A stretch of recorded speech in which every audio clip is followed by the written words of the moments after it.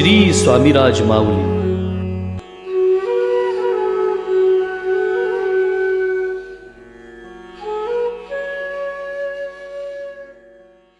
काही प्रासादिक वस्तू अशा खाजगी जागेत असतात, आपण दर्शनास जाणे त्यांना त्रासदायक होऊ शकते. तेव्हा दर्शन या व्हिडिओद्वारेच घ्यावे ही विनंती. या श्री कृपांकित परिवारांना आपल्या व्हिडिओमुळे त्रास झाल्यास असे माहितीपूर्ण व्हिडिओ आपल्याला बनवण्यास पुढे अडचणी येऊ शकतात. कितीतरी वेळ आपण कंटाळून म्हणतो आपल्या नशिबातच नाही तर आपल्याला मिळणार कुठून, आणि त्या गोष्टीचा आपण नादच सोडतो. पण तेच आपण आपल्या परब्रह्म परमेश्वर श्री स्वामी समर्थ महाराजांपुढे उभं राहिल्यावरती आपण त्या गोष्टी पुन्हा महाराजांकडे मागतो. कारण आपल्याला माहिती असतं आपल्या नशिबात नसलं तरी महाराजांकडे मागून ते आपल्याला घेता येतं. महाराज ते आपल्याला देऊ शकतात आणि देतात. साक्षात परब्रह्म परमेश्वर श्री स्वामी समर्थ महाराज आपल्या सर्व मनोकामना पूर्ण करतात. आणि म्हणूनच आपण त्यांच्याकडे हट्ट धरून बसतो. अगदी तसं जसं एखादं लहान मूल आईकडे हट्ट करतं. भक्त म्हणजे आज जे आपण प्रसंगाचं स्मरण करणार आहोत, ज्यांच्याबद्दल स्मरण करणार आहोत, त्यांच्याबद्दल असंच काहीसं घडलेलं आहे. आपल्या नशिबाला दोष देऊन ते शांत बसले होते, पण महाराजांकडे गेले ते मात्र तीच गोष्ट मागण्यासाठी. स्वामी कृपेने ही बोलत सेवाणी, नव्हे माझी करणी बोलवया. स्वामी सूत म्हणे स्वामीची कथा, कृपा बळे वार्ता बोलतसे. नमस्कार भक्त मंडळी, श्री स्वामीराज माऊली या आपल्या लाडक्या यूट्यूब चॅनलमध्ये मी मिलिंद पेळगावकर अगदी नेहमीप्रमाणे तुमचं खूप खूप स्वागत करतो. भक्तांनो, आज मी तुम्हाला अशी काही गोष्ट सांगणार आहे, अशा काही घटनेचं आज आपण स्मरण करणार आहोत. ती अशी आहे की खरोखर आपल्याला ती एक म्हण आठवते. आता अलीकडे ती म्हण फार प्रचलित झालेली आहे, अशक्य शक्य करतील स्वामी. खरं आहे भक्तगणो, एखादी गोष्ट अशक्य कोटीतली असते, आपण सुद्धा जाणून असतो, आपण त्याचा नाद सोडलेला असतो. पण महाराजांकडे अशी लोक जी जी यायची ती महाराजांकडे हात पसरून ती गोष्ट मागायची. अगदी आपल्या आईकडे मागावी तशी मागायची, त्या प्रेमाने मागायची, त्या भक्तीने आणि त्या श्रद्धेने मागायची. आणि खरोखर महाराज त्यांना ती वस्तू किंवा ती गोष्ट किंवा त्या त्यांच्या मनोकामना पूर्ण करायचे. भक्तांनो, आजची जी गोष्ट आहे किंवा आजची जी घटना आहे ती आहे मुंबईच्या बदलापूर नजीकची. कल्याण बदलापूर या परिसरामध्ये श्रीधर सीताराम गडकरींचा 1835 साली जन्म झाला. कल्याण परिसरामध्ये त्यांचा भला मोठा वाडा होता. भरपूर नोकर चाकर आणि व्यवस्थितरित्या सुबत्ता त्यांची होती. कुठल्याही गोष्टीची कमी अशी त्यांच्याकडे नव्हती. भरपूर शेतीवाडी, भरपूर जमीन जुमला, अगदी लक्ष्मी माता जणू त्यांच्यावरती प्रसन्नच होती. हे अतिशय सुसंस्कृत घराणं होतं. इथेच त्यांनी सर्व शालेय शिक्षण केलं, महाविद्यालयीन शिक्षण केलं आणि अखेर ते वकील होऊन मुंबईच्या कोर्टामध्ये ते प्रॅक्टिस करू लागले. पुढे त्यांचं लग्न करण्यात आलं, पण कितीतरी वर्ष त्यांना मूलबाळच नव्हतं. त्या काळामध्ये मुंबई पुणे या परिसरामध्ये स्वामी समर्थ महाराजांच्या खूप बोलबाला चालला होता. कोणी ना कोणी प्रत्येक शहरातून अक्कलकोटला स्वामी महाराजांच्या दर्शनासाठी जात असत. आणि अशाच वेळेला विनायक वासुदेव आगासकर, हरिश्चंद्र शेंडवी अशी काही मंडळी श्रीधररावांना भेटली असावीत. आणि म्हणूनच त्यांना स्वामी समर्थ महाराजांच्या बद्दल माहिती झाली. साक्षात परमेश्वर, साक्षात परब्रह्म अक्कलकोटात नांदतोय हे ऐकून त्यांना खूप आनंद झाला. त्यांनी लागलीच आपल्या सौभाग्यवतीला त्यांच्याबद्दल सांगितलं. सौभाग्यवती म्हणाल्या, आपल्याला काय कमतरता आहे तुम्हाला माहितीच आहे. आपल्याकडे काही नाही असं नाही, सर्व काही आहे, पण आपल्याला मूलबाळ नाही आहे. आणि ती सर्वात आपली मोठी खंत आहे. अक्कलकोटला खरंच साक्षात परब्रह्म परमेश्वर असतील तर का म्हणून आपण त्याच्याकडे जाऊन प्रार्थना करू नये. श्रीधररावांना सुद्धा ते पटलं. आणि एक दिवशी शनिवार रविवारचा असा वेळ काढून ते अक्कलकोटला आले, सपत्नीक आले. त्याला अक्कलकोटला कर्जाळकरांच्या परसामध्ये स्वामी महाराज बसत असत. म्हणजे आजचं वटवृक्ष वटवृक्ष देवस्थान हे त्यावेळेला कर्जाळकरांचं परस होतं. पाठीच तिथे कर्जाळकरांचा वाडा असायचा आणि ह्या भागामध्ये कर्जाळकर आपले गाई घोडे म्हैशी वगैरे सगळे बांधायचे. महाराजांना ह्या सगळ्या जनावरांची खूप आवड होती आणि म्हणून ते इथे येऊन बसत. आणि ह्या परिसरामध्ये महाराज बसण्याचं दुसरं एक कारण असं आहे की इथे वटवृक्षाचं संबंध रान होतं. अगदी जवळजवळ वटवृक्ष असल्यामुळे हा परिसर अगदी छानपैकी सावलीत असायचा. महाराज अक्कलकोटातलं हे महाराजांचं आवडतं बसण्याचं ठिकाण बरं का. तर ज्या दिवशी गडकर दाम्पत्य अक्कलकोटात आलं त्याला स्वामी महाराज ह्या वटवृक्षाच्या खालीच बसले होते. पाठी कर्जाळकरांचा वाडा होता आणि त्याच्यातच महाराजांचं दर्शन घेण्यासाठी आलेली असंख्य मंडळी तिथेच जमा झाली होती. जणू जत्राच होती, जत्रा. कारण महाराज ज्या ज्या ठिकाणी असत त्या त्या ठिकाणी जत्रा भरत असत. हे मी तुम्हाला नेहमीच सांगितलेलं आहे. असंख्य मंडळी होती. कोणी स्वामी महाराजांचा जयघोष करत होतं तर स्वामी महाराजांचं नामस्मरण करत होतं कोणी. तर काय काय लोक रामकृष्ण हरी असं सुद्धा त्यांचं चाललेलं. कानफाट्या मात्र तिथे नसावा. कारण कानफाट्या असेल तर कुठल्या इतर दैवताचं नाव घेतलेलं त्याला कपतच नसायचं. कानफाट्यावरती आपण एक एपिसोड केलेला आहे नाही का. पण ज्या नोंदी आहेत असं सांगतायत की तिथे कोण ऍक्च्युली श्रीकृष्णाचं नाव घेत होतं, कोण रामकृष्णाचं नाव घेत होतं, कोण स्वामी समर्थ महाराजांचे जयघोष करत होतं तर कोणी स्वामी समर्थ महाराजांचं नामस्मरण करत होतं. आणि अशा या प्रसन्न अशा वातावरणामध्ये महाराज तिथे शांत बसले होते. प्रत्येक जण आपल्या आळीपाळीने महाराजांच्या समोर येऊन महाराजांना आपल्या व्यथा सांगत होते. त्यावर त्याच्या समोरच्या पात्रतेनुसार महाराज त्याच्याशी बोलत होते. त्याला महाराज आशीर्वाद देत असत. आणि जो आलेला प्रत्येक माणूस कितीही विवंचनेत आला असेल, किती दुःखी आला असेल, तो आनंदित होऊनच तिथून निघायचा, महाराजांचा निरोप घेऊन निघायचा. आणि अशा या वातावरणामध्ये हे गडकरी दाम्पत्य सुद्धा एका बाजूला येऊन बसलं. महाराजांना पाहताच त्यांना समजलं हे साक्षात परब्रह्म परमेश्वर आहेत. कारण महाराजांचं स्वरूपच तसं होतं. आता मात्र या दोघांना एकच वाटलं, आता आपल्याला काय नाही भय ना चिंता. स्वामी महाराज साक्षात परब्रह्म आपल्या समोर आहे. आपण सगळे आपल्या व्यथा आपण त्यांना सांगाव्यात आणि निश्चितच ते आपल्याला ह्याच्यातून संकटमुक्त करतील किंवा ज्या ज्या व्यथा आपल्याला आहेत त्याच्यातून हे महाराज आपल्याला नक्कीच मुक्त करतील अशी या दोघांनाही खात्री वाटू लागली.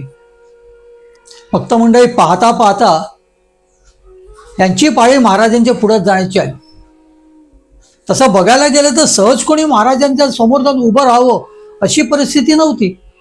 कारण महाराजांचे ते तेजोवलय आणि त्याच्या पुढे आपण उभं राहणं हीच एक खरी सत्व परीक्षा असायची. पण तरी या दाम्पत्याने धीर केला आणि महाराजांच्या पुढे जाऊन हात जोडून उभे राहिले. खरं सांगायचं तर त्याची अवस्था अशी झाली असेल की महाराजांच्या पुढ्यात गेल्यावरती काय बोलायचं आणि काय मागायचं हेच त्यांना आठवत नसेल. पण ते काहीतरी बोलणार होते. तेवढ्यात महाराज तिथून तडकन उठले. श्रीधररावांना काय कळेनासं झालं. आपण इथे महाराजांच्या समोर येऊन उभे राहिलो आणि महाराज तडकन उठून कुठे गेले. तर महाराज गेले होते त्या कर्जाळकरांच्या वाड्याच्या बाहेर त्यांचं पाणी तापत होतं. आंघोळीचं पाणी असेल किंवा काहीतरी. आणि त्याच्या बाजूला एक फुकणी होती. आताची जी तरुण मंडळी ज्यांना फुकणी माहिती नाही त्यांना मी विशेष सांगतो. फुकणी ही जी होती ती लाकडाच्या ज्या चुली असायच्या, लाकडं किंवा कोळशावरती ज्या चुली जळायच्या त्याच्यावरती फूक मारण्यासाठी एक तो पाईप असायचा. आणि तो पाईप तोंडापाशी घेऊन त्याची फूक मारली का त्याच्यातली जी अग्नी असायची ती आणखीन प्रज्वलित व्हायची. तर ही फुकणी तिथे एक पडलेली, म्हणजे तो पाईप तिथे एक पडला होता. तो महाराजांनी घेतला आणि पुन्हा महाराज त्या आसनावरती येऊन बसले. गडकरी दाम्पत्य मात्र तिथे असे हात जोडून असे शांतपैकी उभंच होते. ते त्यांना काहीतरी सांगणार तोच महाराजांनी श्रीधररावांना सांगितलं, हात पुढे कर. महाराजांची आज्ञा ती. त्यांनी लागलीच हात पुढे केला. त्यांना वाटलं महाराज आपल्याला काहीतरी प्रसाद देत आहेत किंवा त्या फुकणीचा मार तरी देत आहेत. त्यांची सर्व गोष्टीला तयारी होती. पण महाराजांना साक्षात परब्रह्म परमेश्वराला आपली व्यथा सांगण्याची मात्र त्यांची इच्छा फार प्रबळ होती. त्यामुळे भले महाराजांनी आपल्याला मारलं तरी काही हरकत नाही, पण महाराजांना आपण काहीतरी सांगायचं, आपली व्यथा सांगायची. आपल्याला मूल बाळ नाही हीच आपली व्यथा, ही आपल्याला सांगायची. काही कमी नाही महाराजांनी केलं, आपल्याला सगळं काही दिलेलं आहे. त्या साक्षात परब्रह्म परमेश्वराने आम्हाला काहीही कमी केलं नाही, पण त्याचा उपयोग काय, पुढे काय? आणि म्हणून आम्हाला मूल पाहिजे हेच त्यांना महाराजांना सांगायचं होतं. पण हे सांगण्याची सुद्धा मुभा महाराजांनी त्यांना दिली नाही बरं का.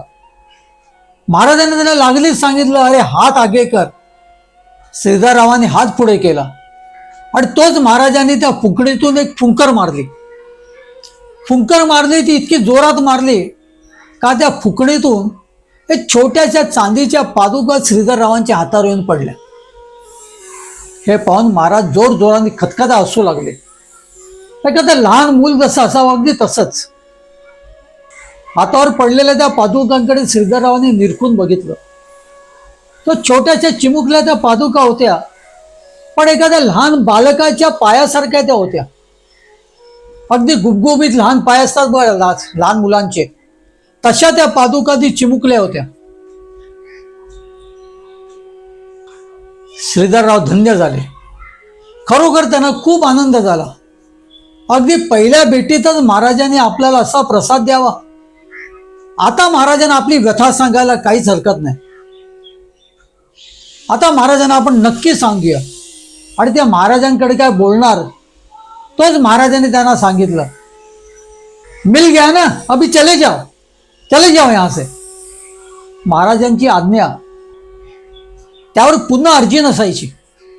एकदा महाराज चले जाओ म्हणाले का तिथून कोणीही माणूस थांबायचं नाही. महाराजांनी स्वतःहून त्यांना निरोप दिला होता. त्यांच्या हातात असलेल्या त्या पादुका त्यांनी आपल्या मस्तकी लावल्या. त्यांच्या सौभाग्यवतीने सुद्धा त्या मस्तकी लावल्या. महाराजांना नमस्कार केला, लोटांगण घातलं आणि तिथून काढता पाय घेतला. भक्त मंडळी, श्रीधररावांच्या नशिबात स्वतःचं मूल नव्हतंच, पण महाराजांच्या कृपेने त्यांना मूल मात्र मिळालं. श्रीधररावांच्या सौभाग्यवतींची सख्खी बहीण प्रधानांकडे दिली होती आणि ती तिच्या दरवर्षीच्या बाळणपणाला अगदी कंटाळून गेली होती. त्या काळात अशी काय मूल न होण्याची काय उपाययोजना नव्हतीच. त्यामुळे ह्या बाईंना दरवर्षी एक मूल होत होतं. आणि गडकरींच्या सौभाग्यवतीला तिच्या सख्ख्या बहिणीला मात्र मूल बाळच नव्हतं. गडकरी दाम्पत्य जसं मुंबईला आलं आणि जसं प्रधानांकडे त्यांचं जाणं झालं, तेव्हा प्रधानबाई त्यांना स्वतःहून म्हणाल्या, आता जे मला मूल होईल ते मी तुम्हाला दत्तक देईन बरं. हे ऐकून गडकरी दाम्पत्यांना खूप आनंद झाला. काही महिन्यातच प्रधानबाईंना मुलगा झाला आणि तो छानसा सुंदर देखणा मुलगा प्रधानबाईंनी तिच्या सख्ख्या बहिणीला सौभाग्यवती गडकरींना दिला. अगदी दत्तक विधान करून दिला. त्यांची इच्छा पूर्ण झाली. स्वामी समर्थ महाराजांच्या कृपेने त्यांची इच्छा पूर्ण झाली. आणि तेव्हा त्यांना कळलं की त्या छोट्याशा गोबऱ्या अगदी लहान मुलांच्या पायासारख्या ज्या पादुका होत्या त्या महाराजांनी देण्याचं कारणच मुळात हे होतं की महाराजांनी त्यांच्या मनातलं सगळं ओळखून त्यांना जणू आशीर्वादच दिला होता. या दत्तक पुत्राचं नाव दत्तात्रय ठेवण्यात आलं. दत्तात्रयाचा पायगुण इतका चांगला ठरला की हळूहळू श्रीधररावांची बढती होत होत ते अगदी न्यायाधीशाच्या पदापर्यंत पोचले. एक शिस्तीतला न्यायाधीश, कडक न्यायाधीश, कोणालाही न झुकणारा न्यायाधीश, अशी त्यांची ख्याती होती. दत्तात्रय मोठे झाले तसे ते रेल्वेमध्ये नोकरीला लागले. पुढे त्यांचंही लग्न झालं. त्यांना 2 पुत्र झाले. एकाचं नाव दिगंबर तर दुसरा अवधूत. श्रीधररावांनी स्वामी समर्थ महाराजांची यथासांग पूजा केली. रोज पादुकांच्या पूजेखेरीज ते घराबाहेर पडत नसत. त्यांच्याकडे फार जुनी, जवळजवळ 150-200 वर्षापेक्षा जुनी एक तांब्याची दत्तात्रयांची मूर्ती आहे. हे घराणं तसं बघायला गेलं तर निस्सीम दत्तभक्त. 1900 साली श्रीधरांनी शेवटचा श्वास घेतला. त्याला त्यांचं भलतंच नाव होतं. एक प्रतिष्ठित न्यायाधीश म्हणून श्रीधरराव गडकरी फार प्रचलित होते. त्यांचा मुलगा दत्तात्रय यांनी सुद्धा महाराजांच्या पादुकांची यथासांग पूजा केली. प्रभू दत्तात्रयांची तसंच त्याचप्रमाणे श्री स्वामी समर्थ महाराजांच्या पादुकांची पूजा ते सुद्धा नित्यनेमाने करत. त्यांचे दोन्ही पुत्र दिगंबर आणि अवधूत, त्यापैकी दिगंबर हे सुद्धा रेल्वेतच कामाला लागले. रेल्वेत अगदी मोठ्या हुद्द्यावरती जाऊन 1993 साली त्यांनी आपला अखेरचा श्वास घेतला. त्यांचे बंधू अवधूत हे KM हॉस्पिटलमध्ये सेक्रेटरीच्या पदावरती होते.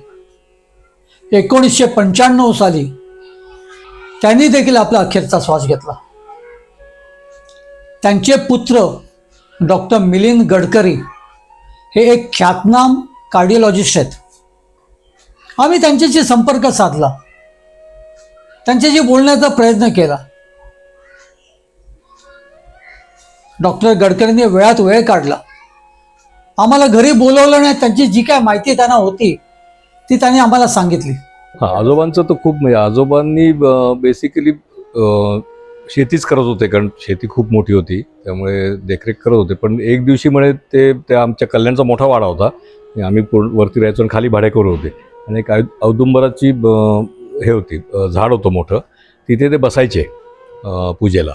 आणि तो तिथे बसताना त्यांना एकदा साक्षात्कार झाला असं ते म्हणाले. तर त्यानंतर त्यांनी शेतीतलं, म्हणजे सगळं सांसारिक ह्याच्यातलं जीवनातलं सगळं हे कमी केलं. हे मुलं बी 7-8 मुलं होती त्यांना. मला 2 काका, 5 आत्या, किती झाले, 8 एक सिबलिंग्स होते. पण फार संसार. मग आजीनी शेती सांभाळायला सुरुवात केली माझ्या. आणि आजी तर मला माहिती आहे, कारण आजी पुण्यात, शेवटी मी MD करत असताना आजी गेली, तर आमच्याकडेच होती आजी.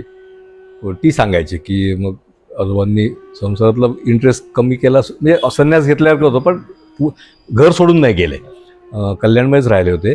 आणि शेवटी मला वाटतं 75 का 76 असे एज रिलेटेड ह्यांनीच, ओल्ड एजनीच गेले ते. पण त्यांनी शेवटचे 20-25 वर्ष पूर्ण भक्तीतच घालवले. म्हणजे आणि त्यापासून आमच्याकडे दत्तजयंती हा सण मोठा सुरू झाला ॲक्च्युली. म्हणजे पणजोबांपेक्षा आजोबांनी तो जास्त हे केला. आणि त्यानंतर सलग, म्हणजे आम्ही कुठल्याच, म्हणजे इव्हन कोविडमध्ये पण आम्ही दत्तजयंती केलीच होती. लहान प्रमाणात काय म्हणा, पूर्वी म्हणजे आमचे वडील आणि आई असताना तर खूप असायची मोठी. कारण मी सांगितल्याप्रमाणे मोठे काका माझे खूप हे होते. मोठ्या काकांनी रेल्वेत होते, पण त्यांनी ही परंपरा चालू ठेवली. वडील थोडे वेगळे होते, कारण वडील माझे ॲक्च्युली सांगायचं म्हणजे कम्युनिस्ट लीडर होते, कल्याणचे मेयर होते. ते कम्युनिस्ट तिकिटावरती इलेक्शन लढून ठाणा, कल्याण डोंबिवली जी म्युन्सिपाल्टी होती त्याचे मेयर होते. आणि टफ क्लबचे मेंबर, युनियन लीडर होते, बॉम्बे टफ क्लबचे. आणि तिथे त्यांची जी ओळख, बॉम्बे टफ क्लबचे जे प्रेसिडेंट होते मिस्टर वाडिया म्हणून, ते KM हॉस्पिटलचे ट्रस्टी होते पुण्याचे, पारसी कनेक्शन. हे पारसी हॉस्पिटल, म्हणजे पारसीच चालवतो हे हॉस्पिटल. मग त्यांनी वडिलांना त्यावेळेला, किती वडील त्यावेळेला असतील 30-32 वर्षाचे, हे फलीवाडे असतील 55-60 वर्षाचे. ते म्हणाले, अरे young man, you are wasting your time here, we need a good administrator in Pune, come to Pune. मग म्हणून आम्ही पुण्याला आलो. पुण्याला आमचा काही तसा संबंध नव्हता. कल्याणवरनं पुण्याला आलो आणि इथेच राहिलो. मग काकांनी मला तयार केलं. 9व्या वर्षी माझी मुंज झाली, 9व्या-10व्या वर्षी मुंज झाली. आणि त्यांना 2 मुलं होती, पण त्यांना काय फार इंटरेस्ट नव्हतं, पहिल्यापासूनच नव्हता इंटरेस्ट. तर मला त्यांनी पहिल्यापासून मग गायत्री मंत्र शिकवला, रामरक्षा शिकवली, पूजा शिकवली, गणपतीची पूजा. तेव्हापासून मी जी ऑलमोस्ट किती आता वर्ष 60 वर्ष करतो. दरवर्षी गणपतीची पूजा गणपती आमचा 1.5 दिवसाचा असतो. गणपतीची पूजा न चुकता दरवर्षी गणपती आमच्या घरी येतोच. गौरी असते आणि दत्त जयंती, हे तिन्ही पूजा आम्ही रेग्युलरली करतो. आता गौरी तर बायका करतात, पण गणपती आणि दत्त जयंतीचं मी करतो. आणि आता गेले 4-5 वर्ष हा माझा मुलगा आहे, तो पण ऑर्थोडिक सर्जन आहे. त्याला हे फार हे जेन झी जनरेशनला फार इंटरेस्ट नसतो, पण तो गणपतीची पूजा सिन्सिअरली करतो. पण जोनचं फक्त एकच एक करिअर खूप चांगलं होतं, म्हणजे he was a excellent lawyer. आणि त्या एरियामध्ये कल्याण, डोंबिवली, ठाणा त्या एरियामध्ये खूपच नाव चांगलं होतं त्यांचं. आणि हायकोर्टात पण केसेस करायचे, कल्याणच्या कोर्टात करायचे, ठाण्याच्या कोर्टात करायचे, डिस्ट्रिक्ट कोर्टात. आणि त्यावेळेला ही खूप म्हणजे he became very very rich असं म्हणतात त्यावेळेला. म्हणजे त्यांनी कल्याणमध्ये 2 का 3 वाडे होते आमचे मोठे, 300 एकर जमीन होती बदलापूरला. भक्त मंडळ हे प्रभू दत्तात्रयाचं, प्रभू श्री स्वामी समर्थ महाराजांचं निस्सीम भक्त असलेलं घराणं. आज खरंच त्यांच्याकडे पाहिल्यावरती श्री स्वामी समर्थ महाराजांचं हे खऱ्या अर्थाने कृपांकित घराणं आहे हे कोणीही सांगू शकेल. राम गणेश गडकरींचे ते नातलग बरं का. राम गणेश गडकऱ्यांशी त्यांचं जवळचं काहीतरी नातं होतं आणि त्यामुळे राम गणेश गडकरी सपत्नीक त्यांच्याकडे नेहमी येत असायचे. भक्त म्हणजे ऑफ कॅमेरा डॉक्टर गडकरींशी आम्ही बोलत असताना त्यांनी एक आम्हाला प्रसंग सांगितला. ते एका पेशंटचं त्यांच्याकडून एक ऑपरेशन होत होतं आणि ते ऑपरेशन होत असताना त्या पेशंटनी त्यांच्या चेहऱ्याकडे एकटक ते पेशंट पाहत होते. यांना सुद्धा कळलं नाही, अजिबात नजरच नाही हटावी.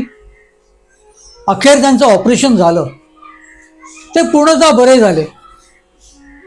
त्याला त्या पेशंटनी त्यांना अगदी बोलवून विचारलं, डॉक्टर मला एक सांगा, तुमच्या घरात स्वामी समर्थ महाराजांची उपासना आहे का हो?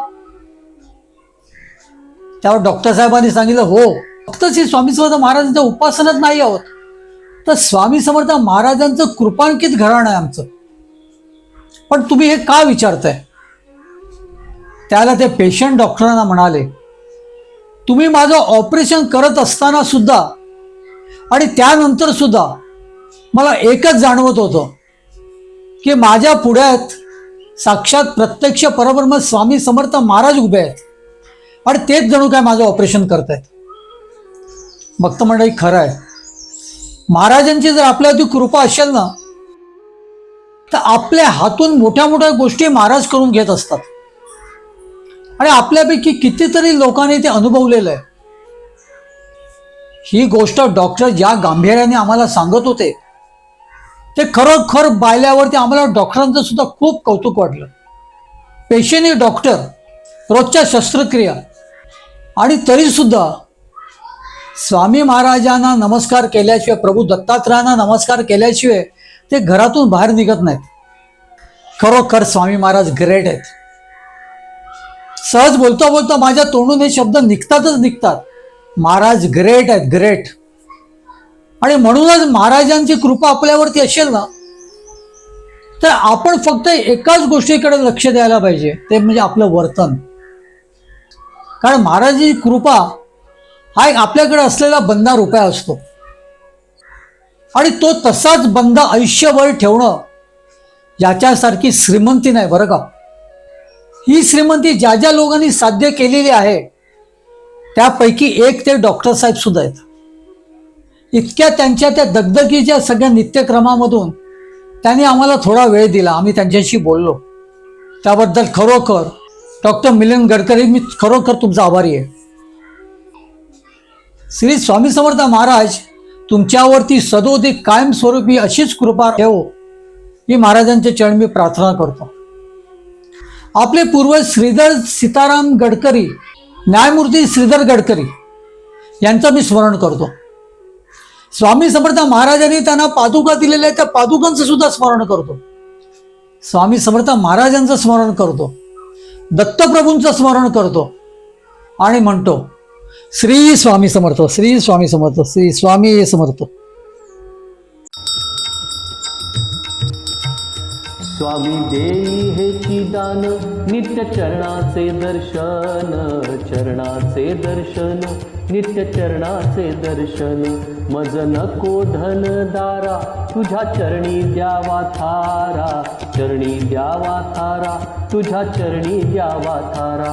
मज ठेवावे भिकारी सुखे करीन चाकरी, सुखे करीन चाकरी. तुझे नाम माझी जोड मुखी राहो तेची गोड, राहो तेची गोड, मुखी राहो तेची गोड. स्वामी देई हेची दान नित्य चरणाचे दर्शन, चरणाचे दर्शन, नित्य चरणाचे दर्शन. तुझ्या चरणी माझा माथा ऐसे करी दीनानाथा, ऐसे करी दीनानाथा. तुझ्या नामी लागो छंद मज द्यावे दासपद, द्यावे दासपद, मज द्यावे दासपद. स्वामी देई हेची दान नित्य चरणाचे दर्शन, चरणांचे दर्शन, नित्य चरणांचे दर्शन. सुत मागे हेची दान, सुत मागे हेची दान. तुझ्या चरणी होऊलीन, तुझ्या चरणी होऊलीन. स्वामी देई हेची दान नित्य चरणांचे दर्शन, चरणांचे दर्शन, नित्य चरणांचे दर्शन. मज नको धन दारा तुझ्या चरणी द्यावा थारा, चरणी द्यावा थारा, तुझ्या चरणी द्यावा थारा. स्वामी देई हेची दान नित्य चरणांचे दर्शन, चरणांचे दर्शन, नित्य चरणांचे दर्शन. स्वामी देई हेची दान, स्वामी देई हेची दान, स्वामी देई हेची दान.